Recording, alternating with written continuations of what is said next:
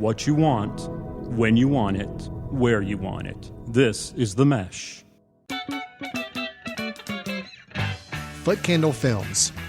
Film news and reviews from two guys who really like movies. This episode is brought to you by the Footcandle Film Society.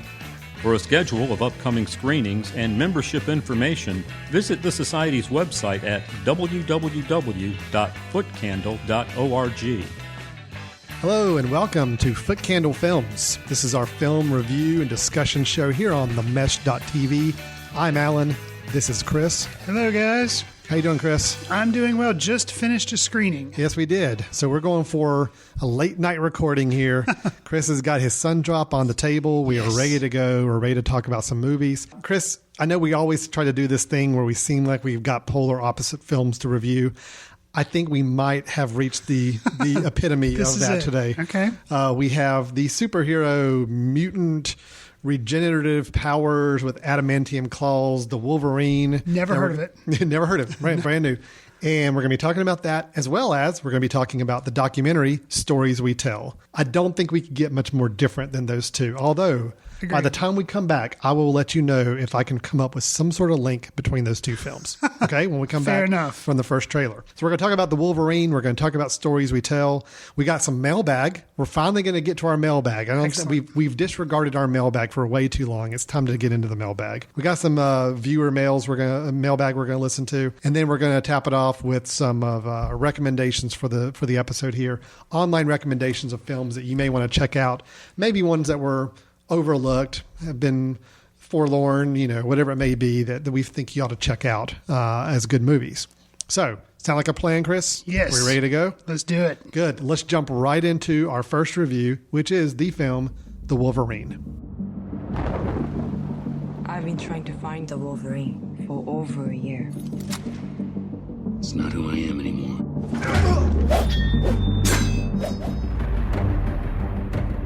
My employer wants to say thank you for saving his life all those years ago. That was a time when our enemies knew honor. I wanted to offer you something no one else can. A gift. You have struggled long enough. I can end your eternity. Make you mortal. In this summer's entry into the X-Men movie canon, we have the cleverly titled The Wolverine. The Wolverine. The Wolverine. The is very important. Yes, definitely. We're not talking about any Michigan fans. No. We're talking not about any old Wolverine. It's right. The Wolverine. In the film, our hero is summoned to Japan by an old acquaintance. He then becomes embroiled in a conflict that forces him to confront his own demons. Alan, you are familiar with the storyline from the comic books. Yes. How true to the source material was the film, and did that affect your enjoyment of said film? Oh, boy. Well, here's the problem right now, Chris. Okay. If I can let you recall back to our previous episode. Yes. I spent probably a good 10, 15 minutes completely geeking out. Yes. About updates on films at Comic-Con. Yes. Okay. I got a little bit of heat on that from some people listening. I got a little chided for, wow, you really know your superhero stuff. Yes, I do.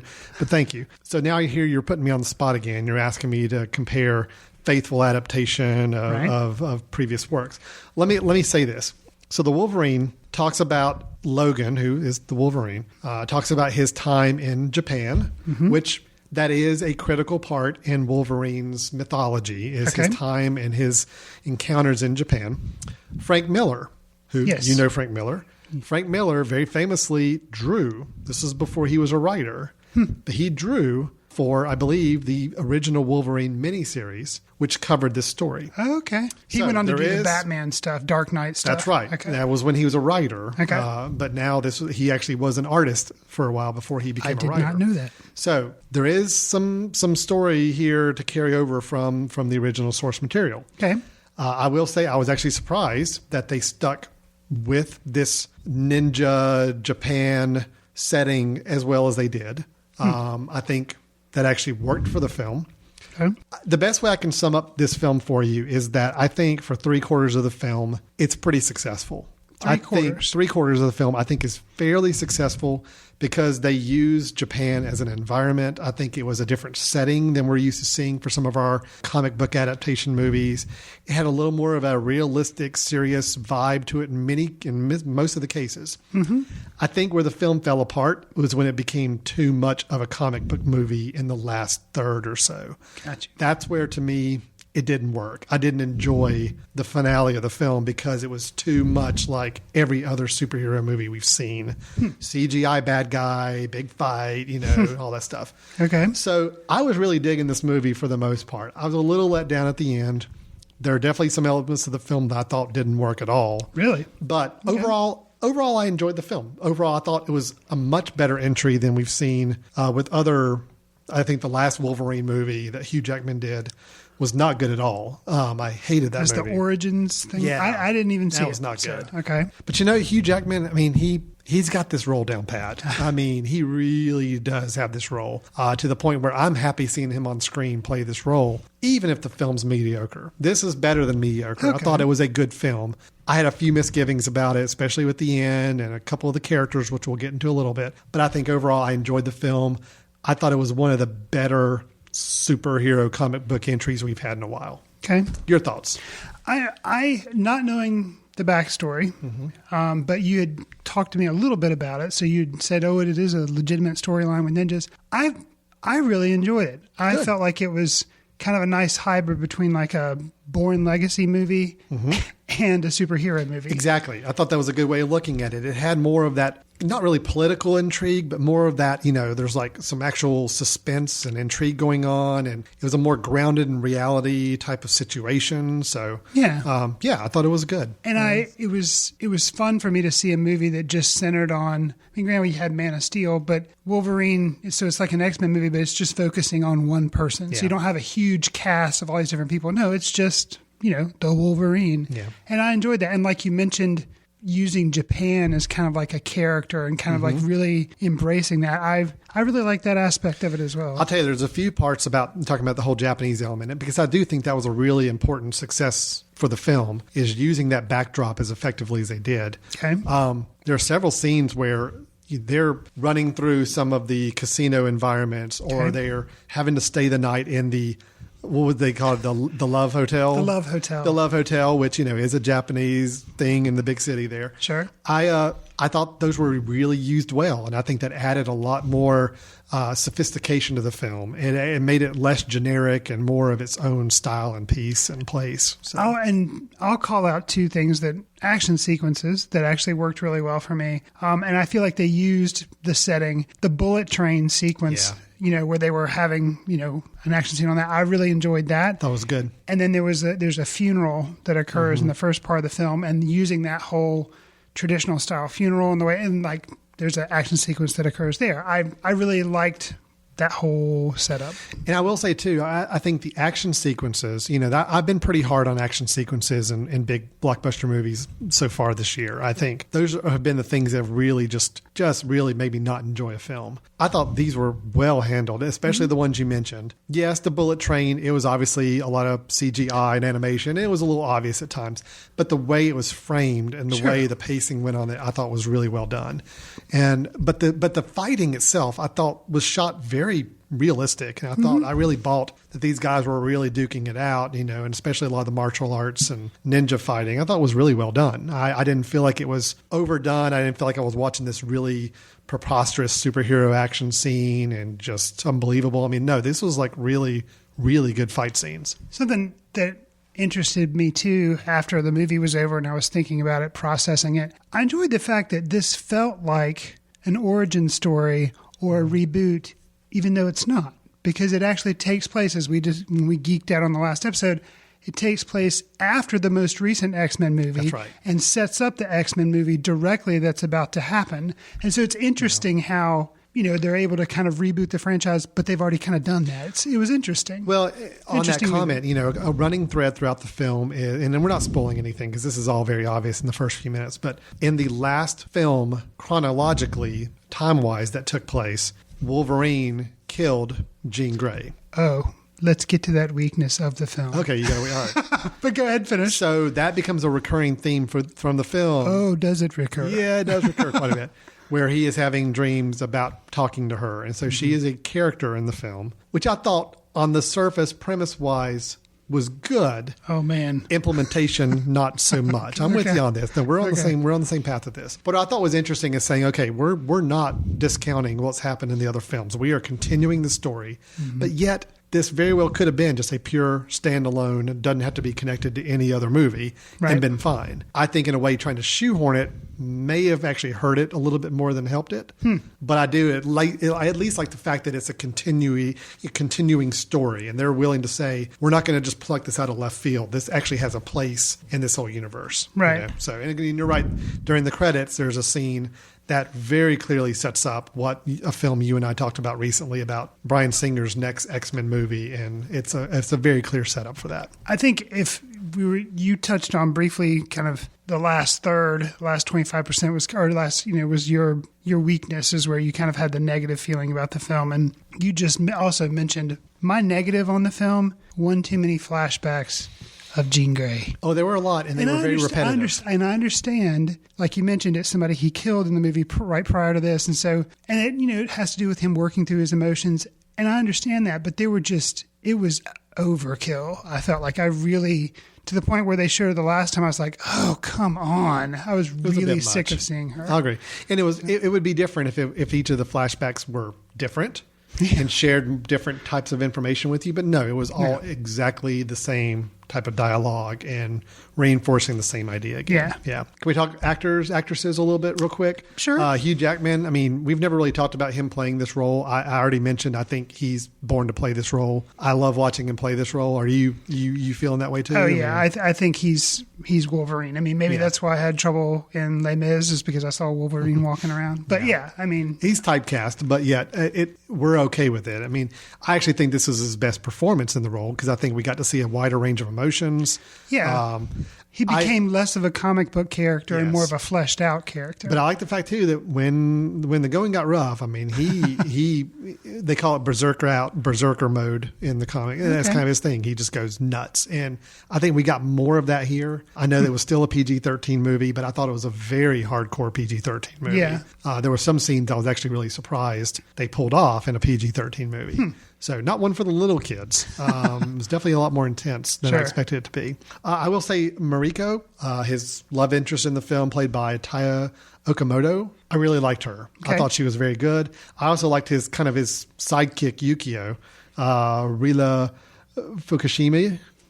Sure. Let's go with that. Sounds good. I thought those were both good. Really, really fun actresses to watch.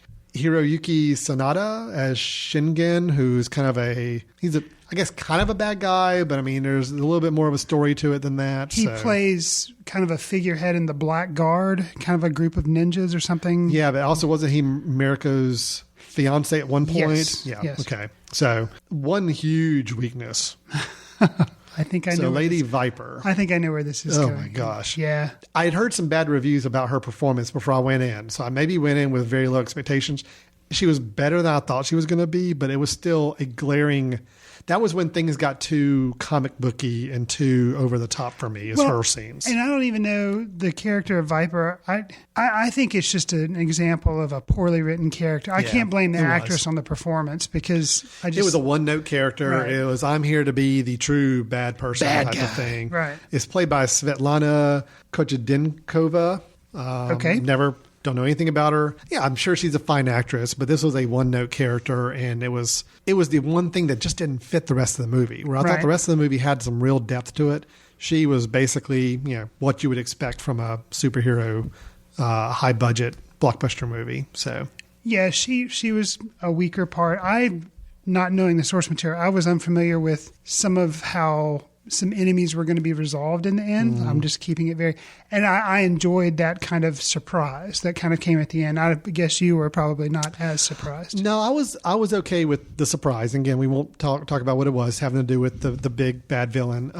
I was pleased with it. I just wish it hadn't come after a very by the numbers. How many fights in a superhero movie do we have to have in a giant laboratory looking facility? I'm sorry. I loved all the scenes where they're fighting out in the actual environment, and they're actually in Japan, to end on a scene for the last 20 minutes where we're just basically in a giant lab facility that looks so nondescript from every other probably superhero very movie. CGI looking or whatever. That was just disappointing. I know the surprise, the twist, the reveal I thought was nice. It was kind of a fun little twist. I did not expect it, but I just wish it had happened in a different environment, a different setting. So I'll say too, the build up to him actually going to Japan, how the movie starts off and he's kind of acting the loner hermit guy. Yeah. I really enjoyed that. It didn't feel, and I didn't feel like they were rushing to get to Japan, rushing to start the main part of the movie. I felt like they took their time kind of establishing, how he was doing hanging out in the U.S. and stuff. So the director, James Mangold, who Walk the Line is probably one of the bigger films he's done. Okay. He also did the recent remake of 3:10 to Yuma. Okay. So he's got some good film cred. I mean, he's not a hack here. I think he put some good spin on this. I think he shot all the Japanese scenery and the environments there really well. And I think he got a great performance out of Hugh Jackman. So, I thought it was a good movie. I had a few misgivings with it, but overall, compared to some of the other big blockbuster movies we've seen this year, I thought this one stood out pretty well. And it makes me interested to see how they're going to do, Days of Future Past. Very nice. Yes. Yeah, you're learning.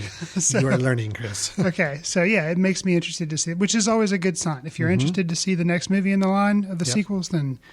So it sounds like we're both saying, hey, the Wolverine. The Wolverine. Pretty good movie. Yeah. So I'm going to go check it out. So not too bad.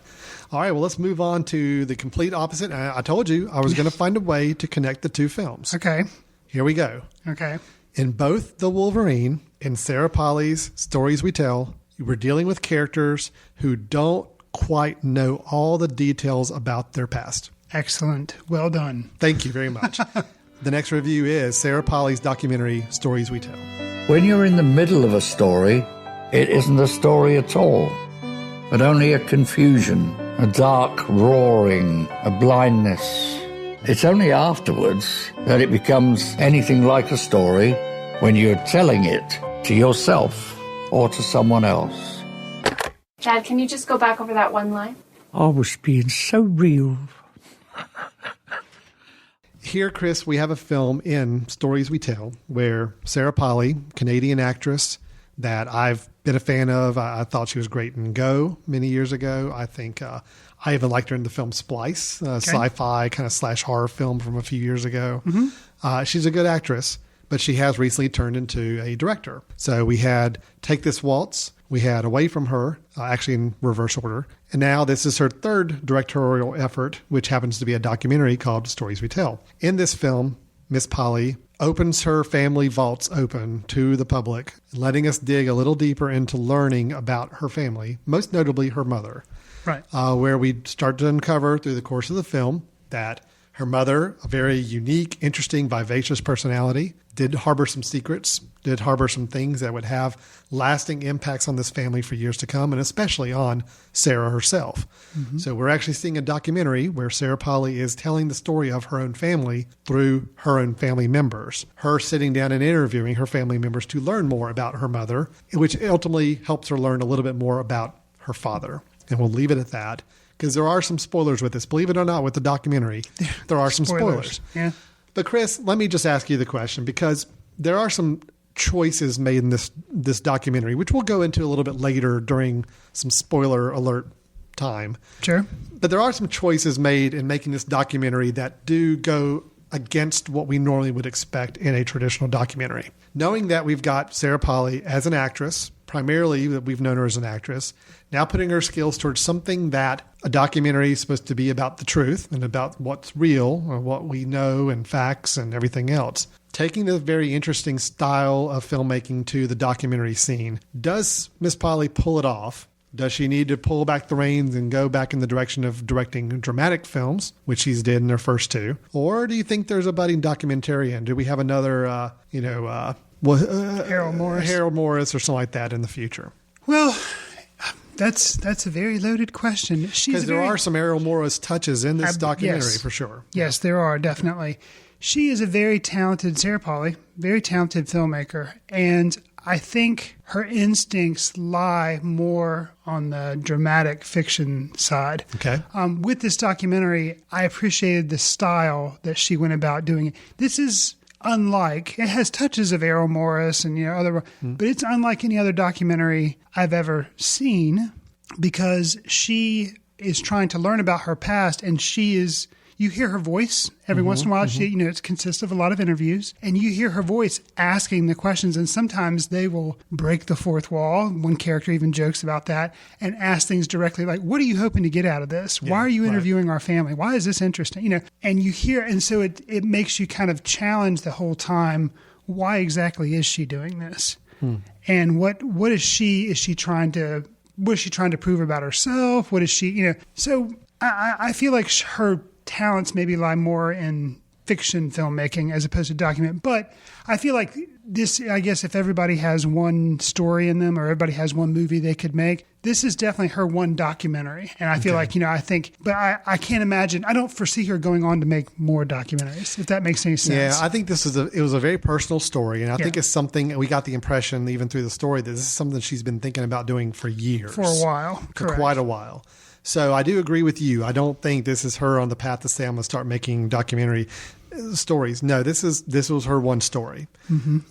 But I think what she's trying to do with it, and neither of us have gotten to whether we like this film or not yet. I guess we can get to that in a minute. What I got from this is that she's more interested in the process of storytelling and what people say, what they recollect, what they remember, what they choose to tell, what they choose not to tell. Even though, yes, it is about her personal life. And I think obviously that was the starting point for wanting to make this film, is wanting to dig in deeper. I think she got more interested in how do people tell stories and what can we learn from different sides of a story about someone, and how can we paint a picture from all angles. I agree with you in that I think she has more of an actor's mentality and a dramatic directing mentality throughout this documentary. And unfortunately for me, it did cause me to wonder at times how much of what she got from even her own family members was a little on the planted side. A little. Well, yeah, okay. Some of the dramatic pauses, some of the forlorn looks, I almost got the impression that because she is an actor's director, there's very possible, and she has a family full of theatrical people. Yes. It's very possible some of this may have been a little done up for the camera and a little more heightened than maybe it really had been in real life. Possibly. I will say, though, I enjoyed the film. I liked it. I thought it was a really well-made documentary, but I do question the validity of some of the interviews and scenes just because of her background and her theatrical family. Yeah, I mean, her mother was an actress, and her father was an actor, and then he was also a writer, and one of her siblings is a casting director, I think. So yeah, you kind of begin to wonder. Another key person in her life is also a director and producer. So, yes. Yeah, right. So there's a little bit of that in there. Again, we'll talk about spoilers here in just a moment. So if you haven't seen this film and you don't want to be ruined, we'll tell you when in a second to tune out. Yeah, but did you like the film? I can't really tell. Yeah, I know. And it's because we just, we mentioned at the top of the podcast, we literally walked out of a screening, came over and started recording. It is still settling in, but I think a stylistic choice, we're kind of dancing around things a bit here to remain in non-spoiler territory, but a stylistic choice that she made and the extent to which she went down this path made me not appreciate it as much. Okay. I think. I know where you're going with that, so we'll talk about that here. And so did I enjoy watching the film? Was it an enjoyable experience? Was it very unique as far as how it was constructed? Yes. But do I respect it as a documentary? That's a good way of maybe putting it. Not. Okay. I may be with you on that a little bit. At one point, one of the people in the film, I think it's one of her brothers, asks her, why are you doing this? What do you want to get out of this? Are you trying to focus on memory, on how we tell stories? And she kind of says, well, I'm looking at how people recall the past. And she gives a little bit of an explanation. So if you discount what she may be learning about her actual family and you just generalize it and knock it down and say, it's interesting to see how different people recall different aspects of their past. Yeah. And the truths of, what did really happen? Does it matter now? So those were interesting things to think about, I guess. But overall, the way that she put the film together, maybe I'm not 100% on board with. If that makes any sense. Yeah, no, I think I liked it maybe a little bit more than you did because I generally was moved by the film. I mean, it did speak to me. I sympathize with so many of the characters in there, and that's something we haven't really talked about. And just the actual characters. I say characters. I mean, these are real people talking, but you learn a lot of aspects of a lot of different people. And I think we got a really good insight into family dynamics. And I felt like it was fairly genuine in people's reactions to certain situations and how they recalled certain things. I admired her putting it all out there like she did, whether or not it was a little heightened and whether or not the choices she made on how to make the film worked or not. I still think to put it out there and let people explore this story with her was pretty brave. I think, there's a lot of family laundry being aired, and that's pretty gutsy to put all that out there for her because she's an actress, director, and then for her family members as well to be willing to go through this process. I will say that you were saying that some of the emotions that were put on screen at some points you could, you really, you bought into and you thought they were effective. Specifically for me, I'll call out two different instances. The father talking about Michael. Yes. Michael talking about his wife, Diane, and dying of cancer. And you hear him talking to Sarah Polley being interviewed about it. And then she asks him some questions. And then at one point he's like, wow, you're one hell of a interview. You're really being really sadistic rough. Interviewer. Yeah. And then she said, well, you told me I had to break you down. And, had to break. He's like, well, there wasn't any acting in that. And he's kind of saying like, it worked.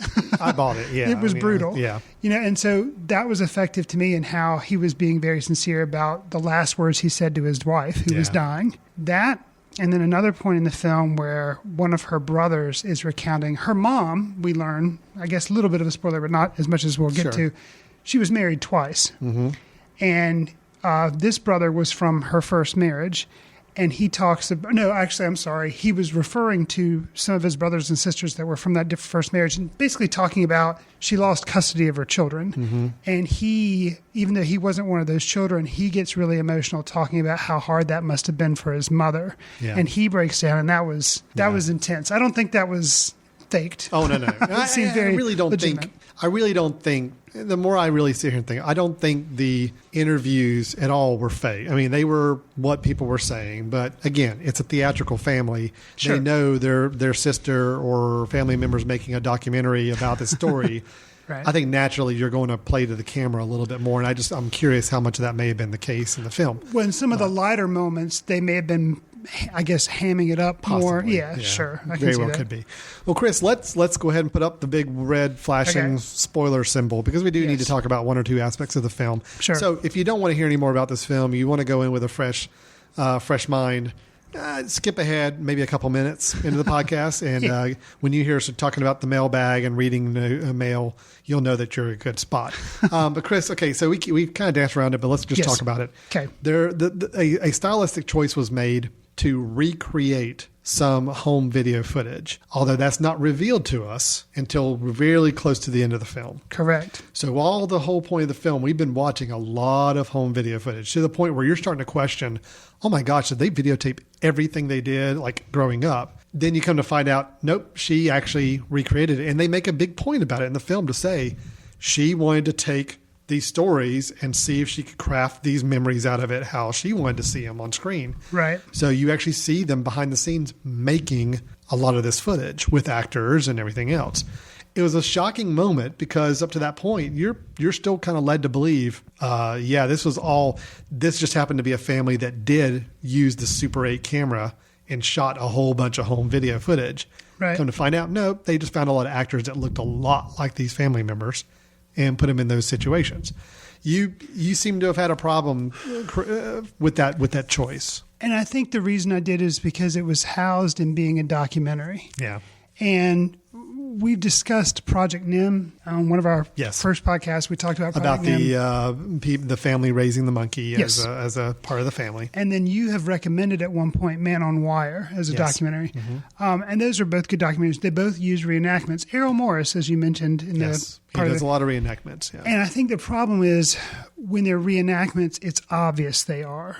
To me, for the most part, it's obvious that they're reenactments. And in this movie, in Stories We Tell, it wasn't obvious. They were trying to pull one over on us. Right. And I didn't, in a documentary, I don't want to have something pulled over on me. I don't appreciate in fiction movies like Sixth Sense and stuff like that, twists and everything are okay. Surprises are okay.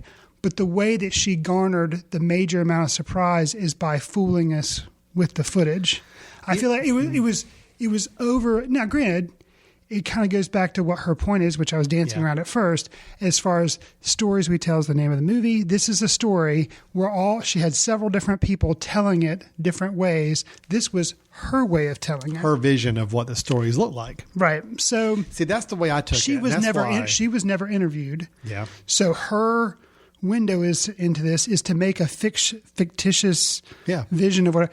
So see, I was okay with it. I actually liked the choice at first when I first realized it was fake. I mean, I say fake, it's reenacted footage. Right. At first I'm like, what? And I was a little taken aback, and then I'm like, okay, no, I get it. She has no probably real big memory of her mother. I mean, her mother died when she was fairly young. Right. She is learning more about her mother from just talking and interviewing these family members than probably she ever knew before. Right. We, as the audience, have no visual representation of most of these events. We're only hearing it from the words other people tell us. So basically, she was doing what our own minds are doing anyway. When we hear these stories, we're envisioning in our head how that scene plays out and how it looks and how that person may have appeared. So that was her way of doing it. I almost thought it was kind of cool to say, okay, so I know my mother met this gentleman and they used to hang out at this bar after a theater performance. So I wonder how that looked. I wonder how it looked when my mother was with her friends at a after party from a theater performance. So she put it out there. She got actors that looked just like these family members and acted it out. I liked it. I did. I thought it was neat. And it was an interesting stylistic choice, I guess, in the context of a documentary. You want to, when we talk about you go see Lincoln, and it's not a documentary, so you're wondering, okay, did it really happen this way? Did it not really happen? You're expecting a documentary to give you truth, which is what this movie's about too. And I guess I don't think she made up any situations in the film. I think the scenes she recreated, I think she had a really strong enough knowledge base from all the stories that they happened. Right. All it takes is a couple of her friends saying, oh yeah, your mom and this guy hung out after the theater performance every night, with a bunch of her friends drinking at the bar. Visually, she can represent that. She's not lying to us. She's just showing us how it looks in her head to her. Well, I guess if you go back to a film like Bernie, we talked about Bernie earlier in the year, being a film that was primarily dramatic, but yet they had some documentary interviews in there with real people, but then we also found out some of them were faked documentary interviews. So it's like a film should a film proclaim in its first few seconds, oh, hey, this is a documentary. We're going to abide by the rules of documentaries, or this is the dramatic film. So everything you see is going to be made up. I don't mind a film blurring those lines for us and not feeling like it has to play within certain boundaries on those. Well, I guess I guess the film is still really raw in our head. I understand it is, that, and I think if the Bernie thing, it was obvious Jack Black wasn't this guy. Sure. And then the interviews, you kind of had to say, the bulk of the film was fictitious. So not fictitious, was a reenactment. Yeah, right. Mm-hmm. So then the fact that some of the interviews might have been staged or whatever doesn't come as that much of a shock. I think the fact that from the get-go in this movie, you just interpret what looks like family movie and stock footage, and it's apparently all fake. And then it's called into your mind or into question what is fake, what's not fake. Mm. And it's, I don't know. I just feel like she was jerking us around a little bit. And again, I think that was part of her point. I think her point was, sometimes when you hear stories from family members and you see things being told, you don't know how much of it is true, just the version they want to tell you and their own fanciful version. So she is sharing with us her visualization of how some of these scenes played out. I was okay with it. Well, and I think what made me disappointed more in the beginning of the movie or the beginning of the documentary, they show her setting up lights and stuff for these interviews. And I really appreciate that because it was kind of like a behind the scenes of making a documentary. And I was like, oh, I really like this feel. And then at the very end of the movie, they do some of the behind the scenes of the archival footage. And then you're like, okay, wait a second. all the stuff that I was assuming was slightly legitimate is now complete. And I kind of with you. There were some scenes where I started to think, wait a second, I don't understand how there would possibly be a camera there. There are 2 or 3 scenes in particular where I honestly thought to myself, they really got that shot from back in the mid-70s, late 70s, and we find out, no, they didn't. It's crystallizing now. I know what it is now. All right. It's we've just seen the movie. It's crystallizing. That's what it was distracting for me. Okay. Is because that's my problem with the movie. There we go. It was distracting for me when my mind started to realize, okay, it's unrealistic that a camera is getting these shots because there's no way they would have been there at all the right times. They're zoomed into people's faces at some. And then it starts to call into question the whole hour and 30 minutes I've been sitting in the theater. And that distracts me from even paying attention to what is being said on the screen. Okay. So and that's the stylistic choice totally took me out of the film. Wow. Okay. Does that make sense? No, yeah, it does. I totally get it. And I think if I had been just a few degrees off from where I was mentally, I probably would feel the same way as you. Because I totally get it. Right. You didn't have the same I was just okay with it. Sure. I was looking at it as more of almost like when somebody's trying to tell you a story, they're trying to tell you a dream they had. Mm-hmm. They start describing it, and you've already got your own vision in your head of how this looks. Like when you read a book. I mean, it's the whole thing. You read a book, you've got it painted in your head. This is how it looks. Although the author may have intended it a completely different way visually. It's just you're interpreting it your own way. I like this idea of she's going to show you what she's interpreting from these stories. And now, if I found out at the end of the film and they didn't break it and tell us that it was faked footage and they tried to make the whole film You'd have been really irate. And then I found out later reading on IMDb that half the archival footage was fake, I'd be furious. Well, I think the fact that she went ahead and said, oh, no, by the way, this was me recreating this stuff, I was okay with it. And I think that's a good way for me to summarize my feelings is that I liked the film, but I was taken out of the film. Okay. And it bothered me for the last 30 minutes or so. But some of the truths that were said by the people on screen about, your past and how that affects you and who you are as a person and, how you, when you learn certain things, how you deal with it and how you move forward in your life, that was worth seeing the movie for. And I thought it was really revealing. Frank is a character that has had a big influence on her life. And we're still in spoiler territory, Right. spoiler area, so we can say. Okay, well, Frank turns out to be her biological father. Daddy. Mm-hmm. Daddy, yeah. And he did not get to meet her until he was probably 70 years old. He basically kept a secret, didn't ever contact her, all this kind of stuff, let it be. And, at the end, he's been, kind of talking about how he had this affair with a mom. And he says basically that he thinks he should be the only person to tell this story. And she shouldn't really be talking to all these other people because the only people who knew about it were him and her mom, and her mom's dead. And this guy was a movie producer and, and so it's interesting to hear his very definitive choices, but then she says, she's like, well, and he had acknowledged her idea was to put everybody's story there, and then the truth would kind of, knocked over the sun drop, the truth would kind of come out. Yeah. And there was kind of an interesting thing that she let him have that whole statement, but then she didn't agree with him, and she went ahead and made the movie that she wanted to make. Well, and come to find out, actually more other characters in the documentary did have good insight to the story. So I don't really buy Frank's argument that I'm the only one that can really tell this story. Because actually we find out everybody around them had perceptions and ideas and stories that had to do with this. So it was a much more fleshed out. I think she made the right choice by getting everybody involved and not focusing on just one or two people. Right. Yeah. Well, that's Stories We Tell. It's a documentary. It's not going to be for everybody, but I think I can say I generally enjoyed it. If you like documentaries. Yeah, it's a good documentary. Yeah. It was no Searching for Sugarman, which is still probably the best documentary I've seen in the last few years. But it's a well-made documentary. I will give it that. If you can see past and appreciate some of the stylistic choices she made in making the film, you may enjoy the film as well. And we encourage you to at least check it out. Chris, we're going to take a quick break. When we come back, we've got some listener mail, which I'm very excited about, that we're finally going to get to. And then we're also going to talk about our recommendations for the episode of films people ought to be checking out. So stay tuned. We'll be right back with Footcandle Films. We'll get back to your show in a moment.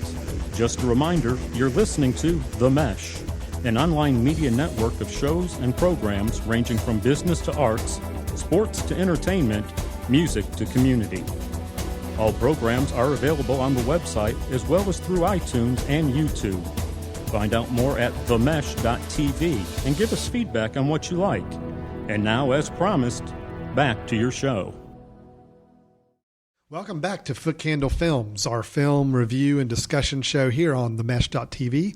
I do encourage you, before we continue, if you have any thoughts, feedback, ideas about the show, this episode, any of the reviews we just did, feel free to drop us a note. Let us know. You can reach us at info@themesh.tv. That's THEMESH.tv. Reach us there. You can go to themesh.tv website, and there's a place to contact us there. We'd love to hear from you, because when you reach out to us and you pose us a question, there is a good chance you could end up here in the Footcandle Mailbag. There you go. There you go. This is proof positive, guys. You write to us, we're going to listen to you. Before we get into that, though, just a reminder, too, you can always go back and listen to past episodes of Footcandle Films on themesh.tv. You go, you pull up the Footcandle Films page. You can go all the way back to the very beginning, episode 001, where we talk about the movie Win-Win, one of our first reviews on this this fine show. And then you can listen to every episode back to back for an entire weekend and just make a whole big time about it. The kids will love it. That's right. Put them in front. Do it like old timey radio shows, and everybody kind of crowds around the stereo and just listens to podcasts all weekend. That's the way you do it. That's Norman Rockwell. Really good American fun for the family right there. So sure. All right. So Chris, we did have a few letters in the last couple weeks that we did want to at least get to and cover. So let's go ahead and jump right into it. I'm going to read the first one here for us. All right. This one is from Jeff in Savannah, Georgia, which is a nice area. So Jeff wants to know, he asks a question: as the summer's slowly winding down and the Oscar hype is on the horizon, what 2013 films yet to be released are you guys most looking forward to? Great question. Thank you for the question, Jeff. Smurfs 2 is already out, so that does not count for me anymore. I can't count As that is on my Grown list. Ups 2 and Red 2. Okay, so I did see Red 2. okay. That's enough about that. So, Okay, all right. So, Chris, good question. Do you have a few films that I know we could probably go on for a long time? Let's just Sure. let's tap it out at 3. What's three films you know of still to be released here in 2013 that you are the most interested in seeing? Okay, and I'll couch mine by saying I'm not necessarily even really thinking about it. It's still a little early for me to really think about Oscars. So I'm just thinking about films I'm looking forward to. Just talk not films whether I in think general. they're Yeah. Oscar worthy or not. And I'll go in order of release date. Okay. I've really thought this out, I guess. I want to see if we have any overlaps here. We have not shared our list yet. We Okay. might. First one is October 4th, and that's Gravity.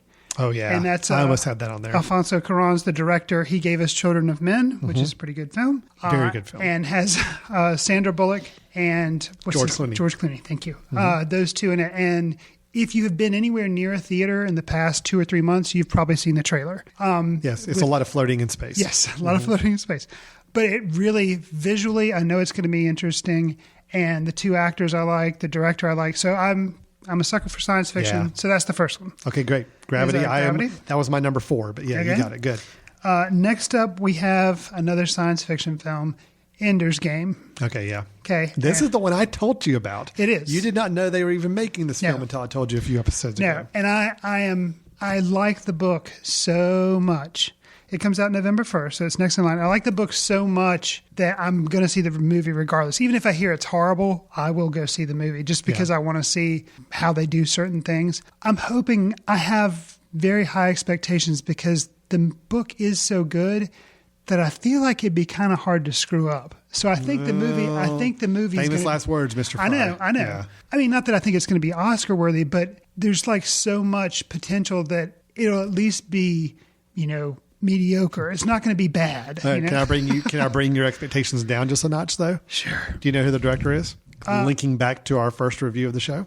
Oh. He was the director of X-Men Origins Wolverine, Gavin Hood. Oh. Yeah. Well, see, now I haven't seen that, so. Well, I mean, I did not like that particular film, but I don't Right. think it was all the director's fault on that. So. Well, and I mean, yeah, and the actors involved, we have Harrison Ford, Ben Kingsley, Viola Davis.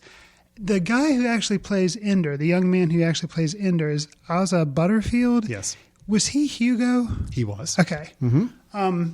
Okay, so because I was thinking he looked familiar. Yeah, no, he's a good actor. Yeah, I think it'll be really good. So that's your 3. That's my 2. Oh, 2. Oh, what's your third one?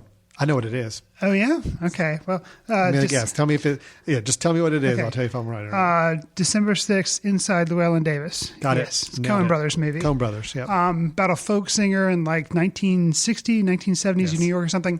It's a Coen Brothers movie. That's all I really need to know. So those are my three.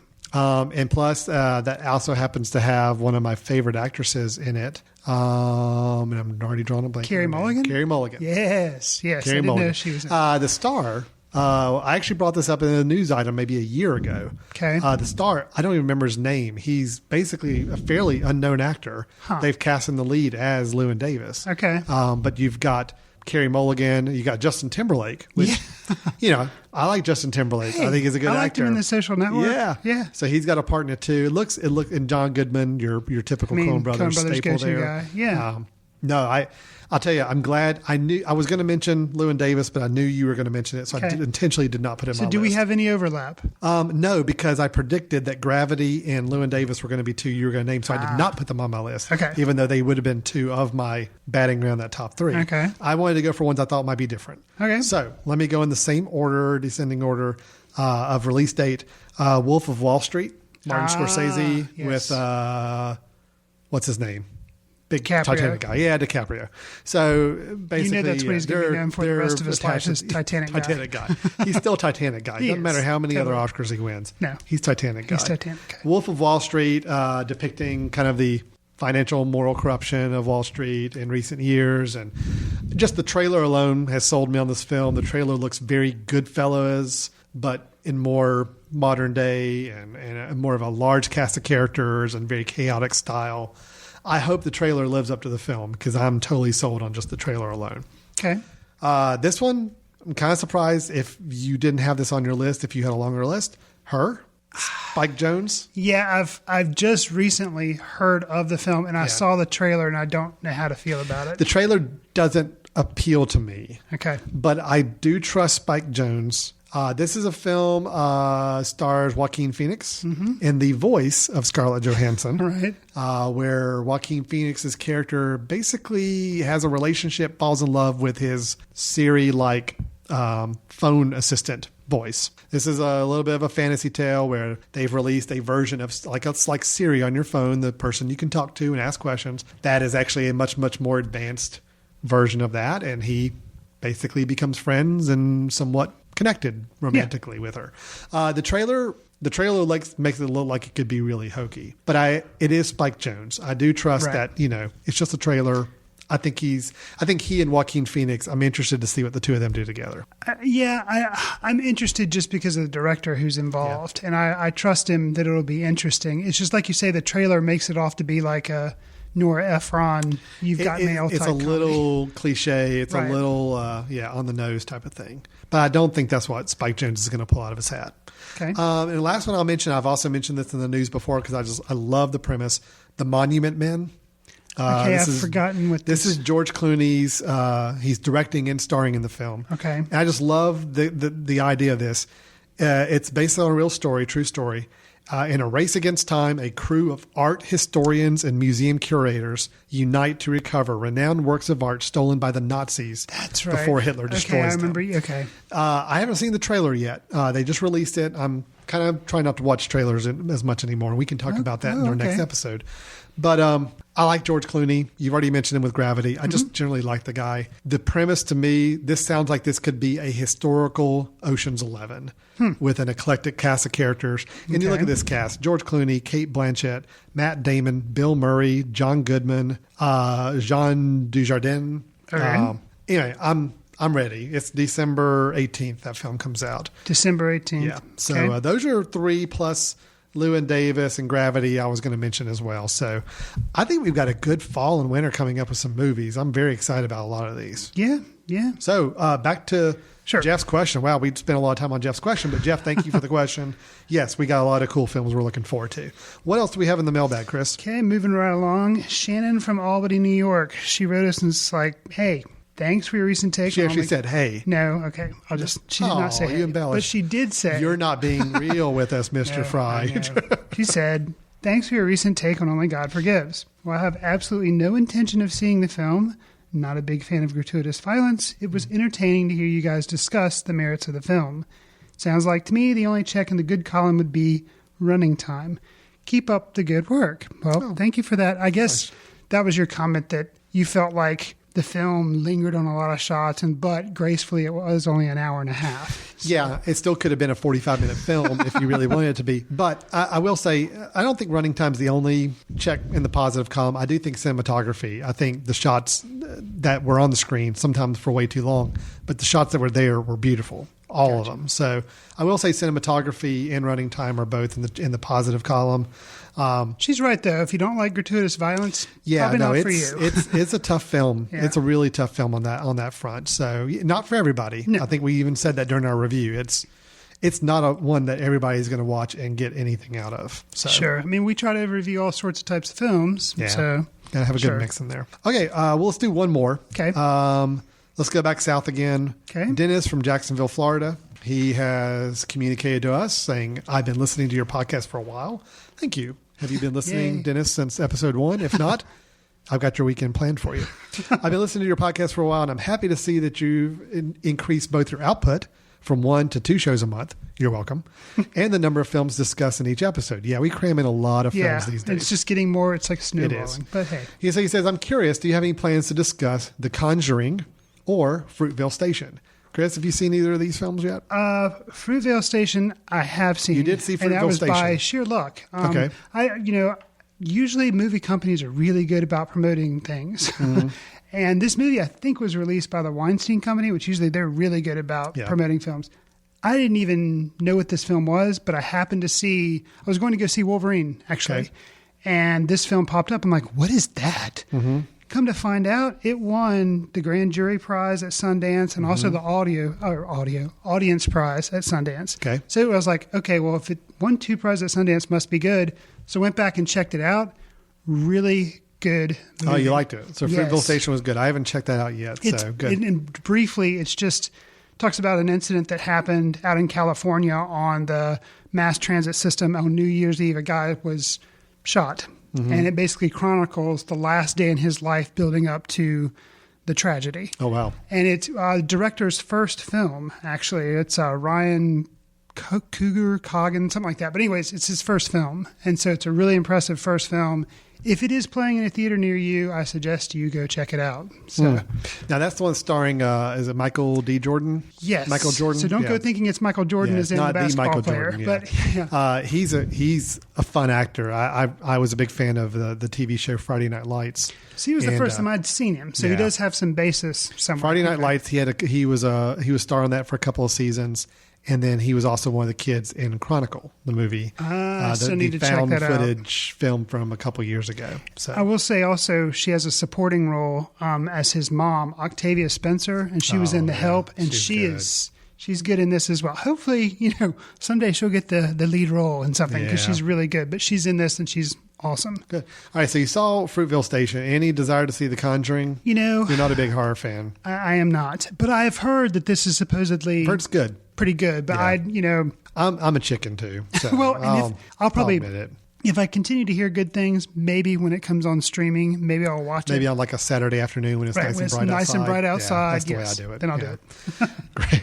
Well, okay. I haven't seen either of the films, and I am curious to see Fruitvale Station. So we may have to try to talk about that at some point later on if I get a chance to see it. Have you seen anything else of interest or anything at all worthy lately? Since they're talking about other films, I did recently see The Heat, because that's a comedy that came out this summer. Melissa McCarthy and Sandra Bullock, right? Yeah, and it was directed by the guy who did Bridesmaids, Paul Feig. Paul Feig, yeah. Yeah, how you say? Yeah, there you go.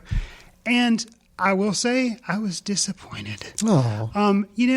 I was expecting Melissa McCarthy, who was a big part of why Bridesmaids was funny, but she was an ensemble player. Yeah. And I like Sandra Bullock as well. I think she's funny, and I think she's a talented actress. And I think what happened is they relied too much on improv, I feel like. I don't know, but I felt like they kind of told Melissa McCarthy in a lot of scenes, okay, just do your thing. Just do your thing. Do your thing, McCarthy thing. She's like, okay. And so she did.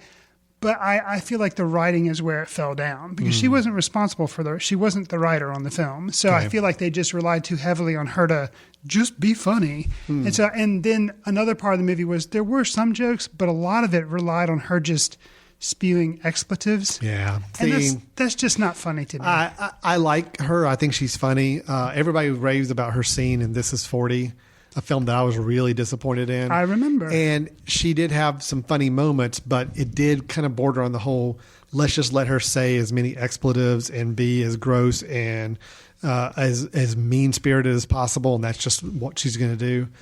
And I think that's kind of her shtick now, and I think she needs to be very careful that she just doesn't get pegged down that path for everything she does. Well, and some of the funnier things that I did laugh at, I didn't laugh a whole lot in the movie, so it was kind of a disappointment, but were some of the throwaway lines where it was just very understated. And I wish there had been more of that, because she's capable of doing that instead of being the kind of the brash beating you over the head. You know, so that was kind of a disappointment. Right, so disappointment there.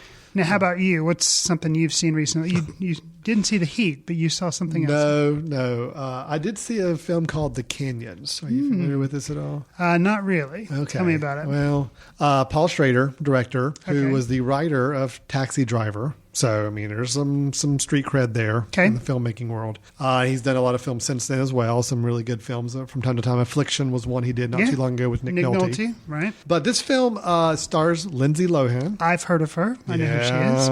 And it stars James Dean. Did you know James Dean was still alive? I did not know he was still around. Well, okay, yeah. This is James Dean with 2 E's, D-E-E-N. Okay. He's a porn actor. There we go. Didn't know that until I queued up the film. I was curious to watch this film because this got a lot of press for being IFC Films, independent film group, released the film, but they released it video on demand. Okay. Considering that it actually had a kind of a big star in it and a big director. The writer was the guy from American Psycho, right? Bret Easton Ellis. Yeah. Okay. So a lot of good pedigree to this film, but it went straight to video on demand. So basically, you could see it on iTunes the day it released. They did show it in some theaters across the nation, but it was on iTunes, on Amazon, whatever, like day of. Okay. So this is a model that I think a lot of companies are really trying to explore and see, can we successfully release a film on video, on demand at the same time? And is this the direction we want to go? Well, I love the model because it was really nice knowing on that Friday night I'm going home and I'm like, you know what? I can actually watch. So did you watch this on the release day? Oh, yeah. I watched the brand new film on iTunes, rented $6 or so, watched it that night. So that was cool. I love the model of it because, I had 2 kids at home and my wife was busy and I'm like, you know what? The kids didn't watch The Canyons today. No. Okay. I might have been too young to be watching this movie. I see. No, but I love the format. Okay. I love knowing that, I can watch this movie right here. Now, this does bode poorly for theaters, which is actually interesting. The film actually makes a kind of a meta commentary on the state of theaters. The whole opening credit sequence is nothing but shots of decrepit, rundown movie theaters. Okay. Why? I don't know. Because it has nothing to do with the rest of the film. This is Was this film shot with the intention of going straight to being on demand? I have no idea. But this film was a mess. I'm sorry. This film was really bad. Really? No story?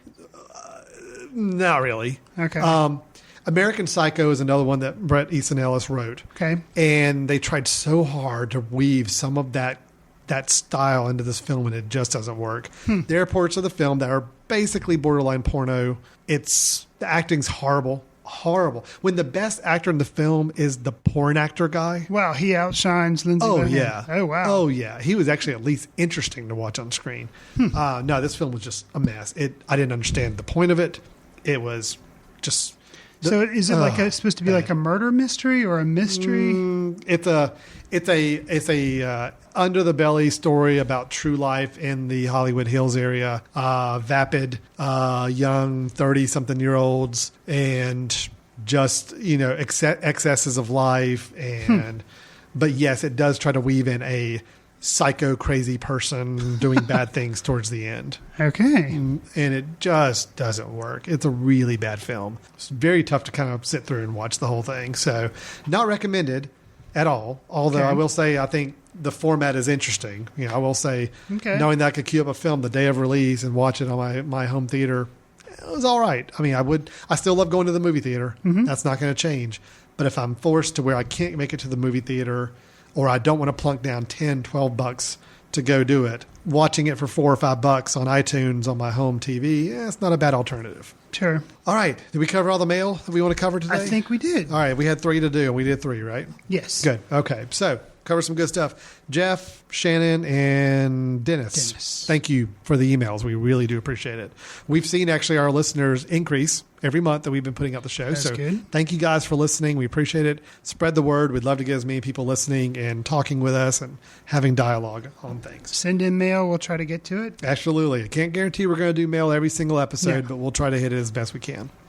All right, Chris, let's wrap up the show with the last thing we always like to do, where we each will recommend one film that we think our listening audience ought to check out. Okay. And we're thinking chances are they probably have not seen this film, and it is something that they can get online in some variety or format. So why don't you go first? What do you got for us? Okay. Since we've already gone spoiler territory on Stories We Tell, my pick is going to be Take This Waltz, which was Sarah Polley's film right before she made Stories We Tell. Nice. Good synergy and there.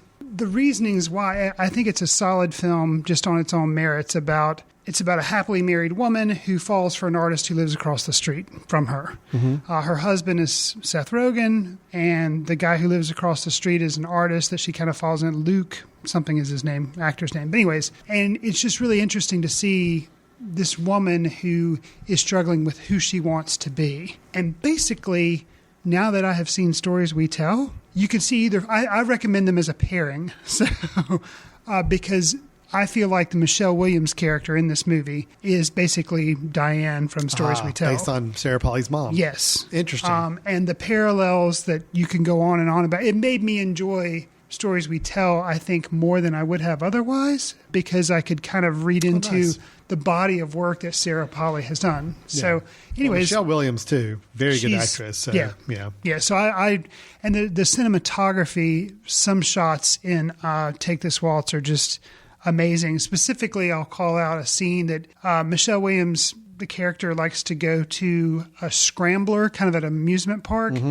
And they have the video Killed the Radio Star play, and just those scenes and the way they're shot. And then Michelle Williams, the acting that she does without saying a word, you kind of see emotions go through her head, and you just know what she's thinking. Very cool. Amazing. Take This Waltz. Take This Waltz. Yeah, it's streaming on Netflix. You can probably rent it from iTunes and stuff as well. Awesome. All right, my film is the 2006 film Stranger Than Fiction. I don't keep a really good running list of what films I've recommended. I don't think I've talked about this film before. down. I know. I've started on Letterboxd. I have started building a films I've recommended on Footcandle Films, but it's not complete yet. So I'm still working on building that out. Regardless. We can get the intern to do that, right? Yeah, exactly. I'm sure. Intern over there at the studio, you can write that down. You take care of that for me. Go back and listen to the old episodes and tell us. Yeah. But because we have Anchorman 2 coming out in the next few months. That wasn't one of your most anticipated, Alan. Oh, I'm definitely looking forward to it. But I'm trying not to anticipate it too much, because when I anticipate comedies, they normally let me down. Things go wrong. Yeah. But this is Will Ferrell starring in a little more of a dramatic role. I mean, it still has some comedic elements to it, but overall, this is a much more serious film. Not depressing film, just more serious. As Will Ferrell, Emma Thompson, and Dustin Hoffman. What I love about it is just the premise overall. Will Ferrell plays Harold Crick, who is an IRS auditor, and all of a sudden one day he wakes up and his life is being narrated to him in his head. Right. Nobody else hears. Sounds like a Spike Jonze movie. It does. It's very quirky in the style. The idea is that it's basically narrating what's happening to him. Unfortunately, the narration starts to lead down a path where he starts to realize that this story ends very badly for him, and he's determined to not let the story end that way. Right. It gets very meta, it gets very quirky, it gets very, just on several different levels it's working. Will Ferrell, I thought, was great in this film. I think, he pulls off just enough slight humor, paranoia, kind of getting overwhelmed with what's going on around him. Dustin Hoffman is a professor that he goes to try to explore literature and understand what may be happening. Emma Thompson is the actual author of this Harold Crick's story book. It's really the most interesting to me. And Maggie Gyllenhaal is in the film as well. Oh, that's right. Yeah, she's the love interest. Okay. She has a bakery or something that he has to go audit as a tax auditor. what was probably the most interesting is the director is Mark Forrester, who I have a actual hatred for Quantum of Solace, the James Bond film that he did. Gotcha.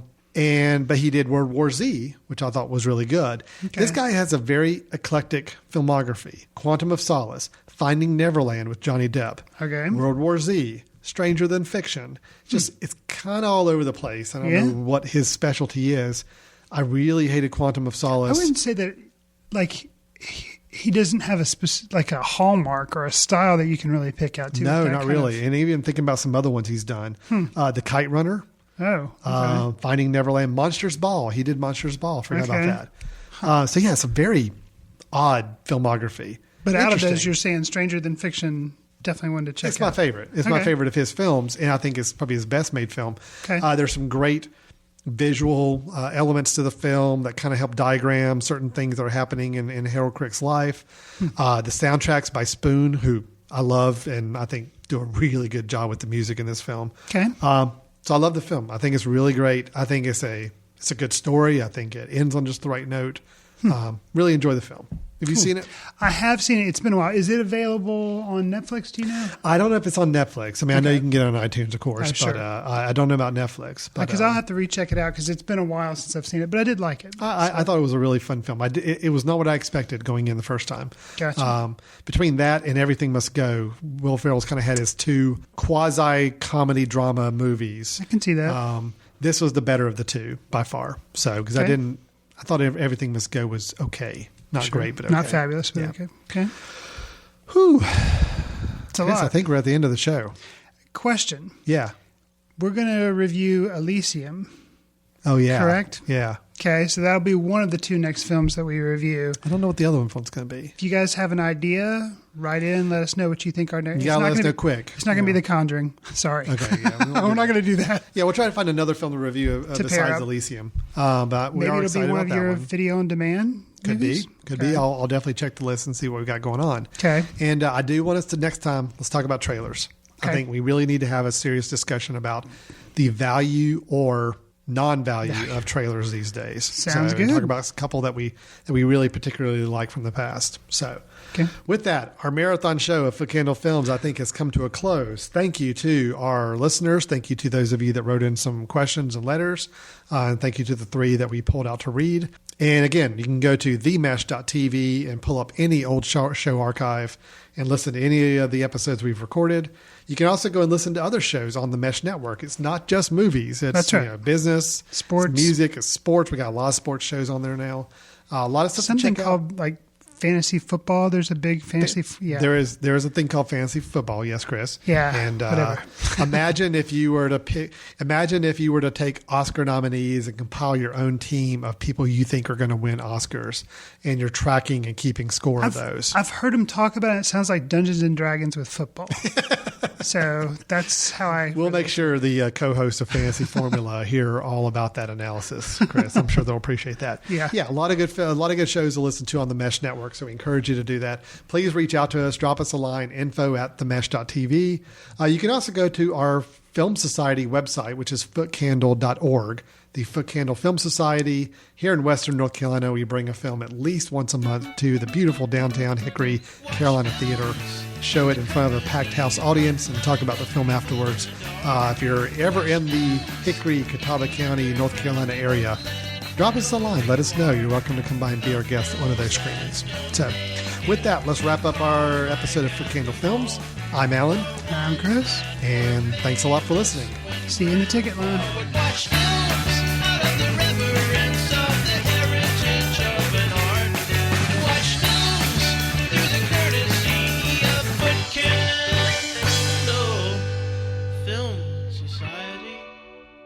Special thanks to Carpal Tuller for the show theme music. For more about Carpal Tuller, visit www.carpaltuller.com. You've been listening to The Mesh, an online media network of shows and programs ranging from business to arts, sports to entertainment, music to community. All programs are available on the website as well as through iTunes and YouTube. Check us out online at themesh.tv. Discover other network shows and give us feedback on what you just heard.